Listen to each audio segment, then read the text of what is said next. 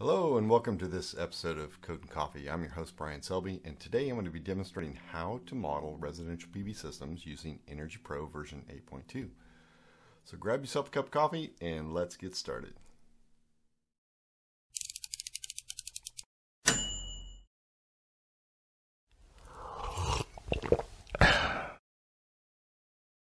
If you like this Code and Coffee video, please consider hitting the like button, as well as subscribing to the EnergyCode Ace YouTube channel and clicking the notification bell so you're aware of when new videos are released.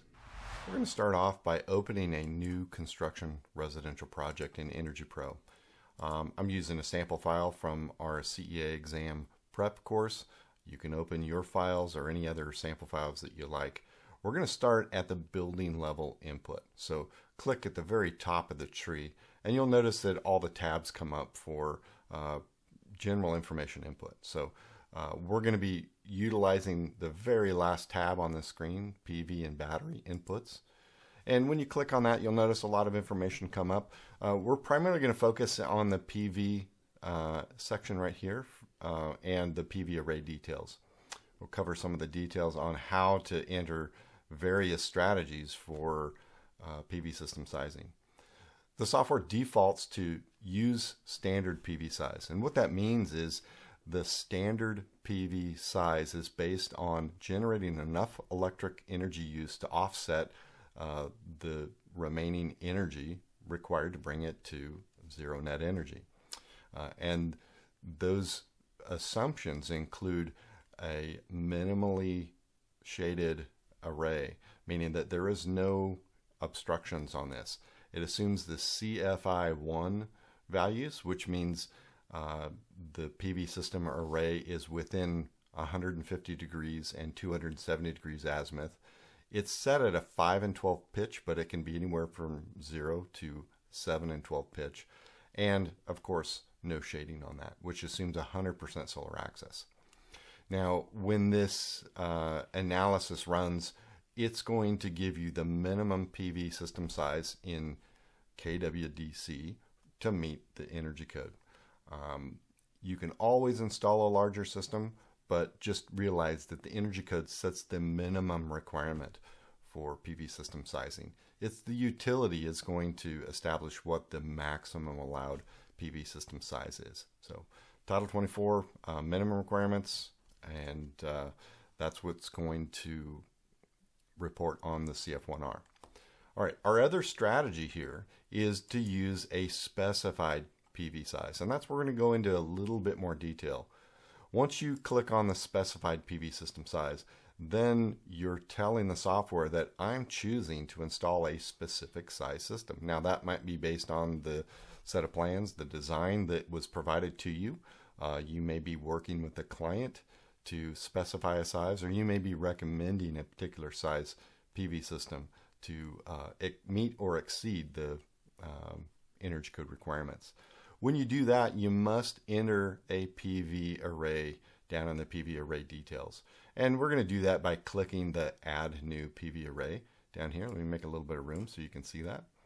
By clicking this button, it's going to open a single array.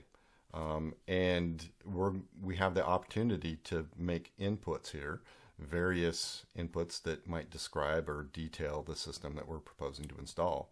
Module type, options, standard, premium, and thin film. The standard design is based off of the standard module type and efficiency. Here is where we're going to enter the specific kW value, and that's the DC rating on the system prior to the inverter losses on that. So if you have a 3 kW DC system, you enter 3 kW, 3.0. And these are in thousands of watts, so don't get mixed up by entering 3,000. That'd be a much larger system than you would need for residential construction.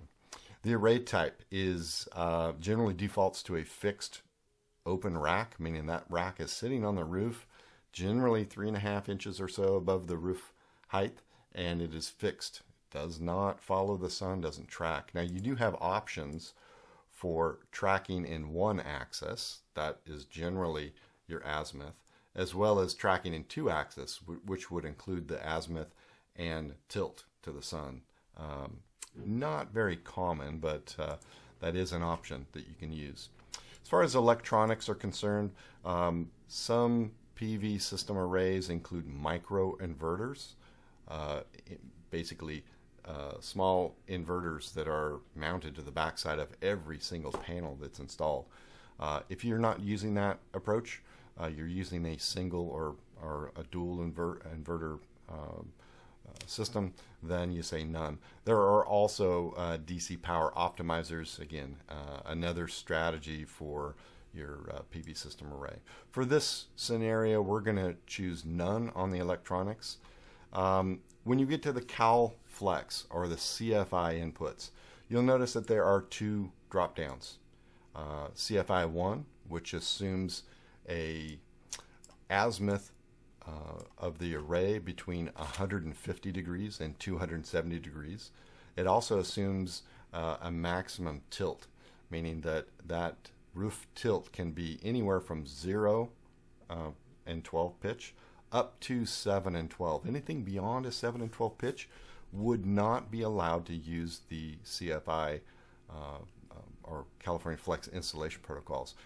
Likewise, if it's outside of the azimuth angle or the range of azimuth, it would not comply with a CFI1. Now, CFI2 was added fairly recently, and it's a little bit more narrow criteria, meaning that you have a broader range of azimuth. You still have the same tilt, but the range of azimuth goes from 105 degrees up to 300 degrees. And if you do that, it's going to derate the PV system by 10%, meaning that you would need, if you had the range outside of the CFI1 protocol and you were meeting the CFI2 protocol, you would need a 10% larger system to match what the CFI1 rating was. And they do that basically so that your PV system might be further out of the range of the sun, which means you're not getting as much solar access or the watts per square meter that's accessible to that PV system. So they derate that 10%. Enter that Cal Flex accordingly. Now, if you don't meet any of the Cal Flex measures, meaning that you're either outside of the azimuth, you are outside of the tilt or range, or you have some sort of obstruction on the roof that would disqualify you from that, then you would choose NA, and you will need to enter that information specifically. So in this case, we're going to try an example with CFI1 values and run this. Now you'll notice that the tilt, azimuth, inverter efficiency, and shading percentage are all set on defaults. You're not required to enter any of that information if you're using the CFI1 or CFI2 inputs. It's only when you're using the NA for Cal Flex and entering detailed inputs that you need to do that. For our next scenario, I'd like to run an example without using the CFI or California Flex installation protocols.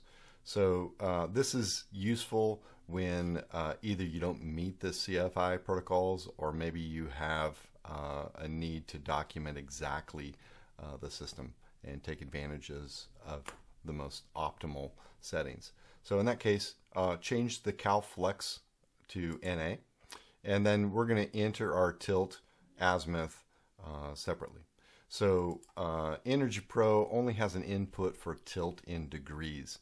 So if you look at the set of plans and you see, let's say, for example, a 6 and 12 pitched roof, you can go to any converter, basically taking a roof pitch to degree converter, and enter the values for rise and run. In this case, the rise is 6 inches, the run is 12 inches. That's a 6 and 12 pitch roof.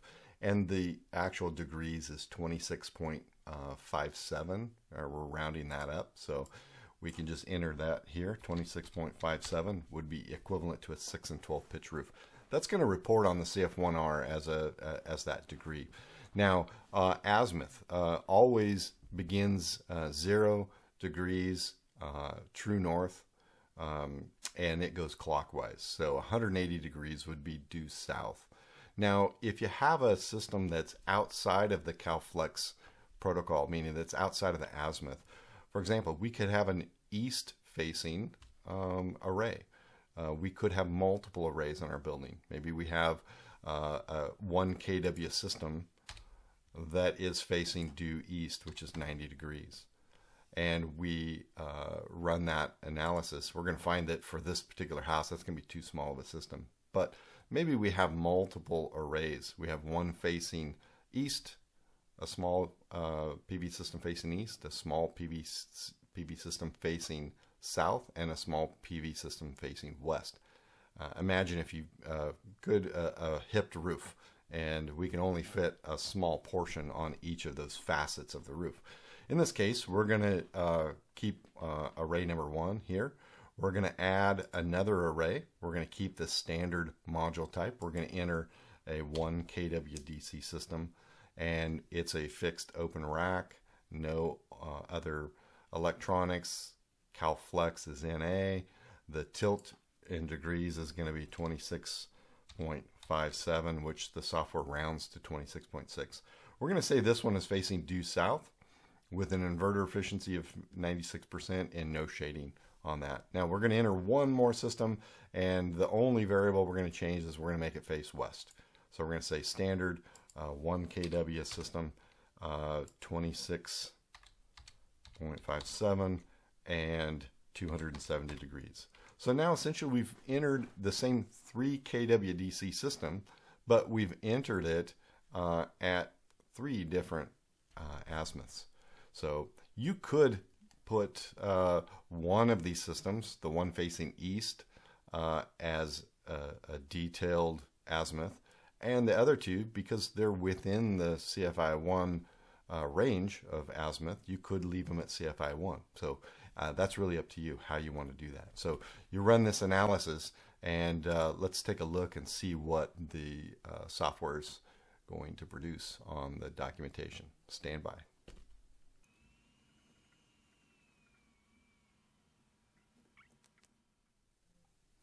Now that the software has finished the calculation, let's take a look at the compliance documentation and see what information we entered showed up on the CF1R. So we're going to take a look at this. We're going to go to page 2, and you'll notice that the required PV system simplified inputs is giving us some information here. It carries over to page 3, so let's take a look at that. DC system size, kWDC 0.9. So it's derated the system based on the orientation and tilt. So it kept our 6 and 12 pitch and our inverter efficiency, and there's 100% solar access for our east facing array. We go to our south facing array and west facing array, we'll see again those systems have been derated by 10% because they're not using this CFI values there for the tilt and orientation. So the minimum PV system size of the standard design is 2.46, and we're basically at 2.7 system kWDC based on the system sizing in column 1. So this meets the requirements. We've satisfied our total EDR score, and this is another scenario that you can apply to your PV system design to meet code compliance. In this third scenario, I wanted to demonstrate what happens when you have a PV system size that's proposed that's much larger than the standard design. For example, based on our last analysis of this project, we knew we needed, a little over 2.42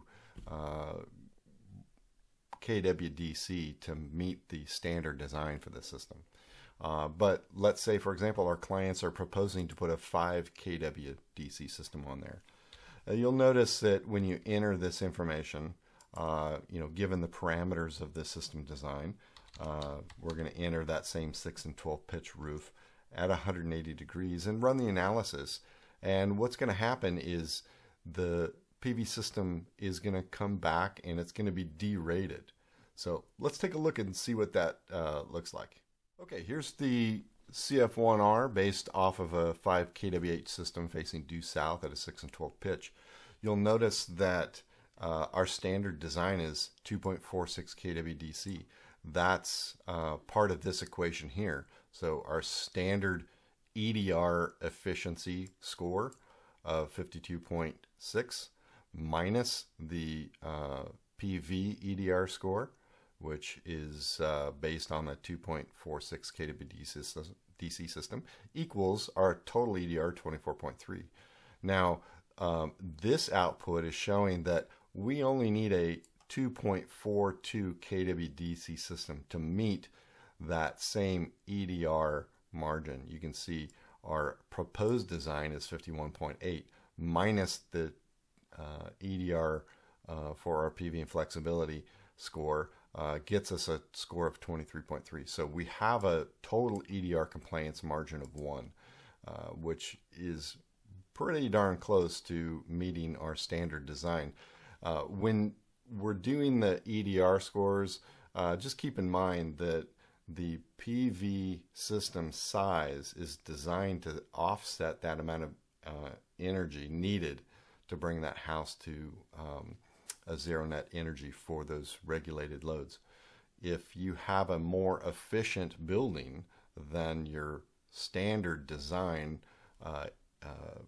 EDR efficiency, then you're going to need a smaller system to offset the difference, right? So that's what we're seeing here.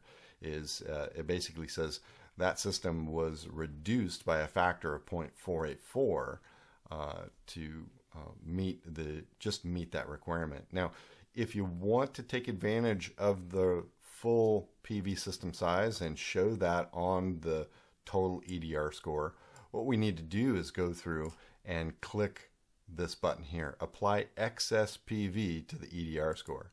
And what's going to happen is you're going to notice that instead of showing a 2.42 kW DC system on the CF1R, it's going to show the full 5 kW DC system on there.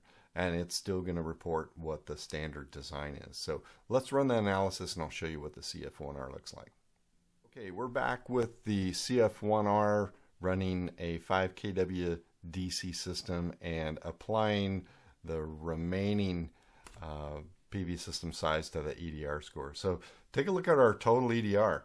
We went from a margin of 1 EDR score up to a margin of 24.3. So if you're applying for a permit in an area that has a reach code that has a high total EDR margin requirement, you can apply that excess PV. Now, this was too large to fit on this page here, but just notice we have a 2.46 kW system standard design, and our required system PV size is 5 kW. So that the difference was basically applied to the total EDR score. And if you remember, the EDR total score is the product of our efficiency EDR minus our PV and flexibility. So that totally makes sense. We took the minimum amount to meet code, we applied the rest of our total, and we get a really wonderful total EDR score. The efficiency EDR score did not budge. You cannot reduce efficiency by adding more solar. You can only reduce the PV system size by adding more efficiency. So one-way sliding scale on that. So hopefully that makes sense.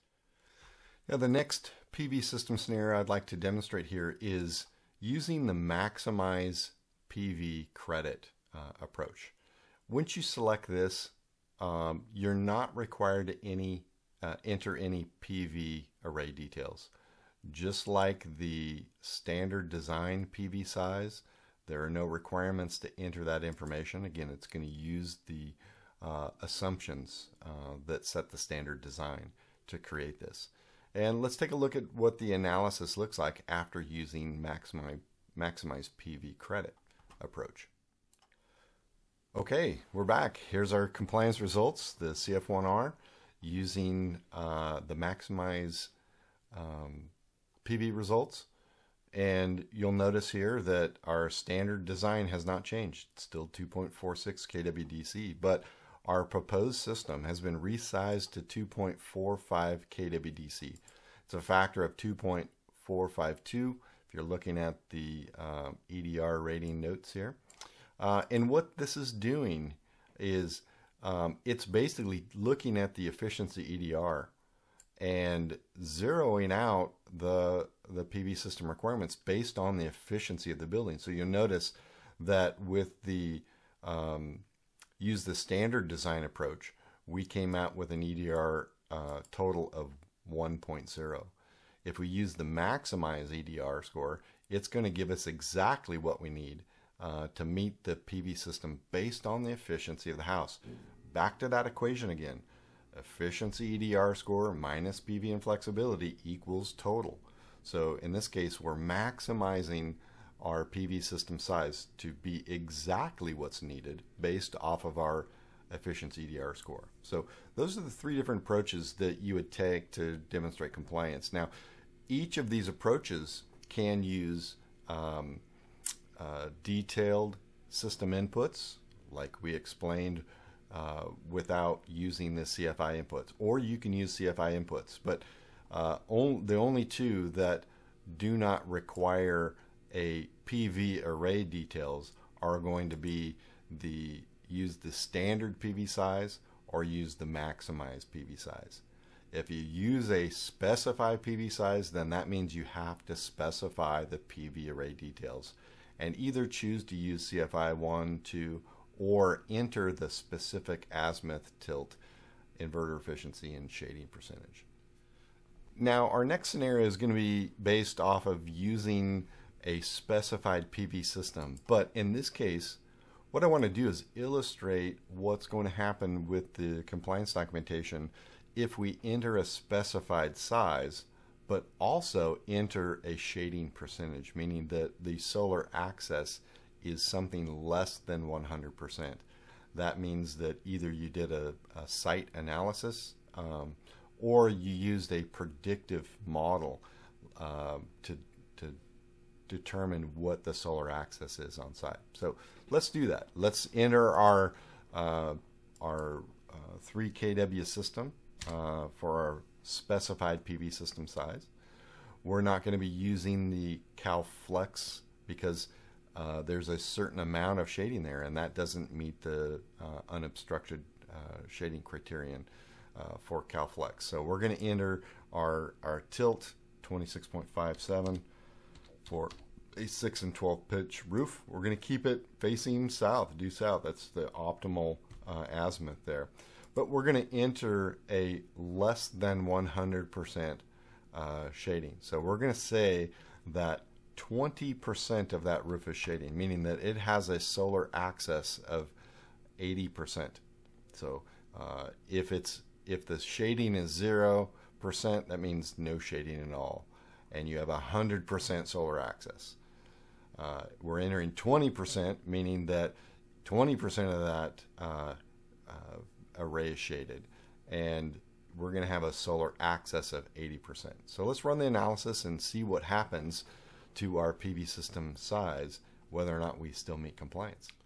Okay, the analysis is complete. Let's take a look at the CF1R. We're again on page 2 of the CF1R looking at the EDR design rating, and take a look at that compliance margin for the EDR total, -6.2.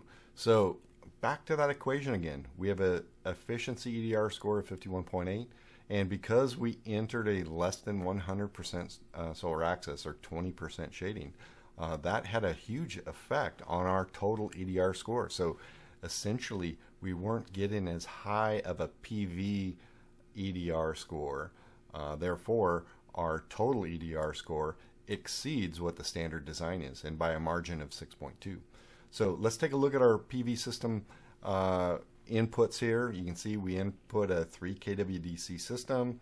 All of our design parameters, we didn't use CFI1 or 2. We went with a specified azimuth tilt.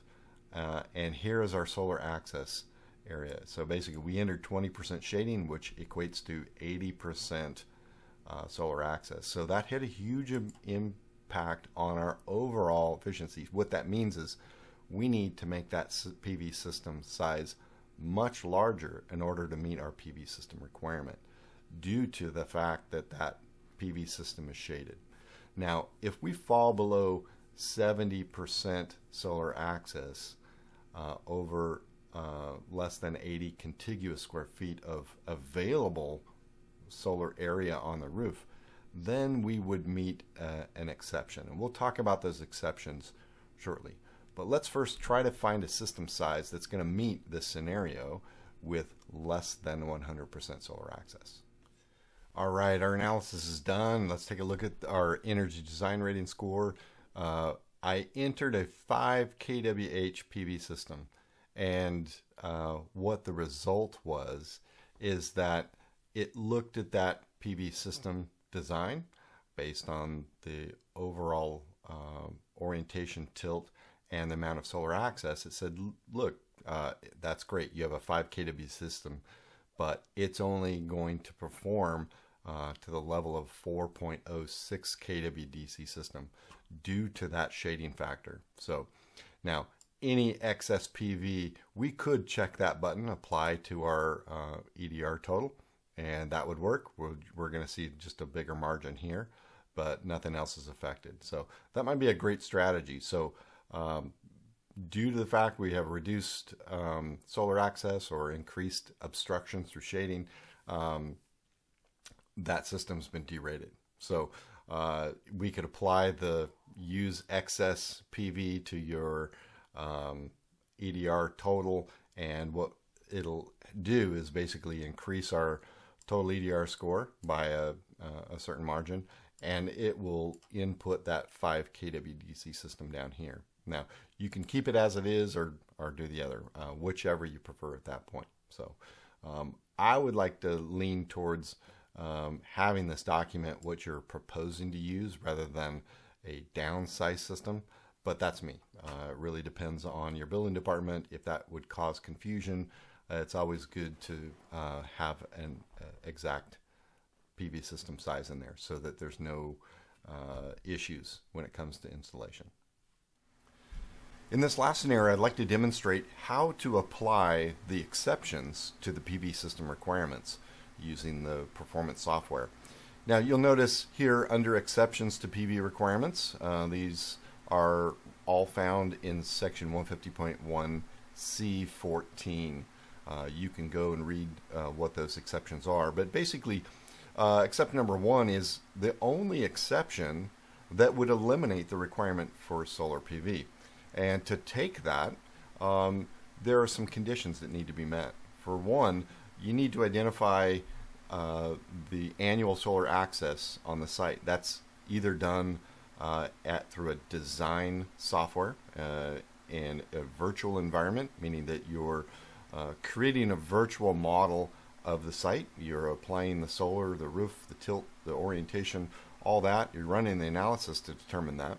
And I'll show you in a minute where to find those tools. Or secondly, this is after construction is complete. You would use a solar assessment tool on site to determine the annual solar access. Now, what happens when you select exception number 1 is it basically eliminates the PV system requirement, and the project complies based on the overall efficiency of the building. Now, I mentioned the solar assessment tools, and you can go to the California Energy Commission's website, which I've just pulled up here, and I'll show you how to navigate to where those solar assessment tools are. You click on Rules and Regulations, Building Energy Efficiency,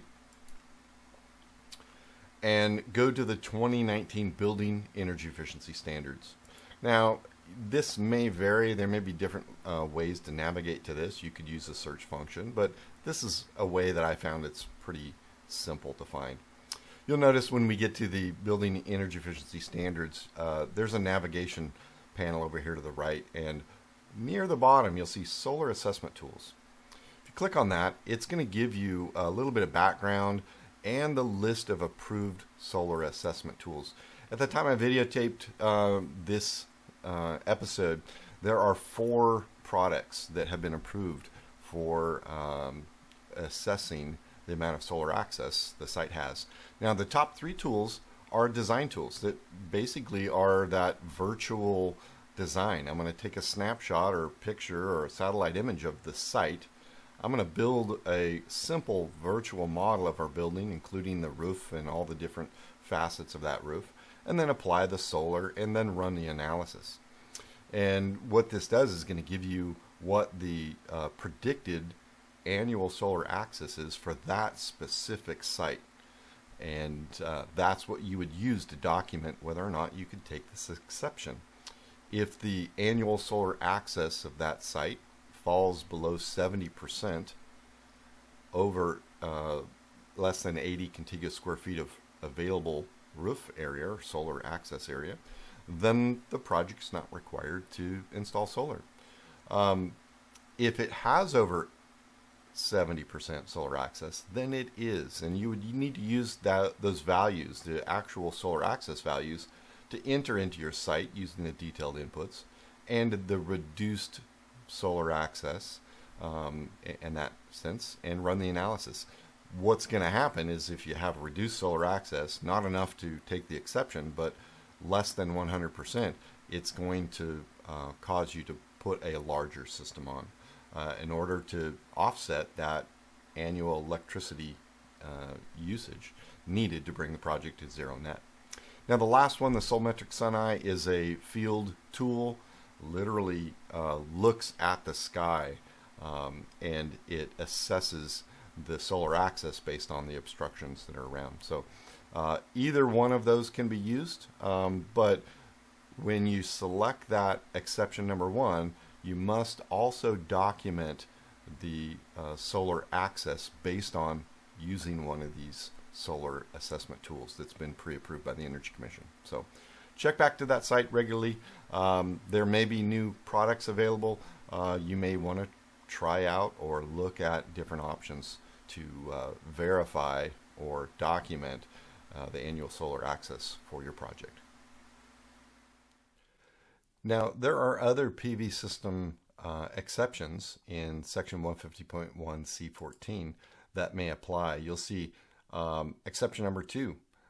This only applies to projects located in climate zone 16, and basically you either get the smaller of the available solar access or based on the home's size or area. So if you select that, it's going to look at the size and reduce that either to the smaller of one of those 2 values. This applies for exception number 3 and 4. Basically, you have a building with 2 habitable stories and you get the same thing. You either get the smaller of the available solar access or the amount of watts based on the square footage of the home. You'd have to refer to each of these exceptions in subchapter 8, section 150.1 C14, to determine what those wattage per square footage allowances are for that.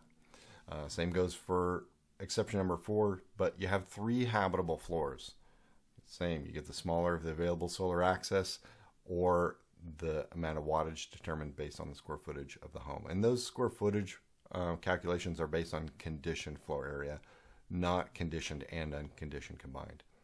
Now, exception number 5, this really applies to projects that are in subdivisions. This is basically an exception if you had already got an approval of your project prior to the effective date of the 2019 standards. That means that you have already got your design finished, and for whatever reason you can't meet the PV system requirements, and it basically gives you an allowance to have the solar ready zone area that was approved. So lastly, here we've got an exception. This is a fairly new exception. These are for areas that are in a declared emergency area.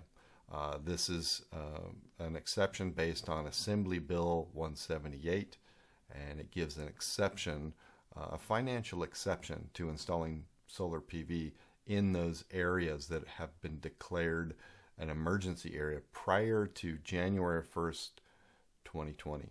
So that is a very specific area. There are other locations and exceptions for PV systems based on a particular area or region of California. Always good to check the Energy Commission before applying any of those exceptions to that. But that's pretty much it as far as exceptions go.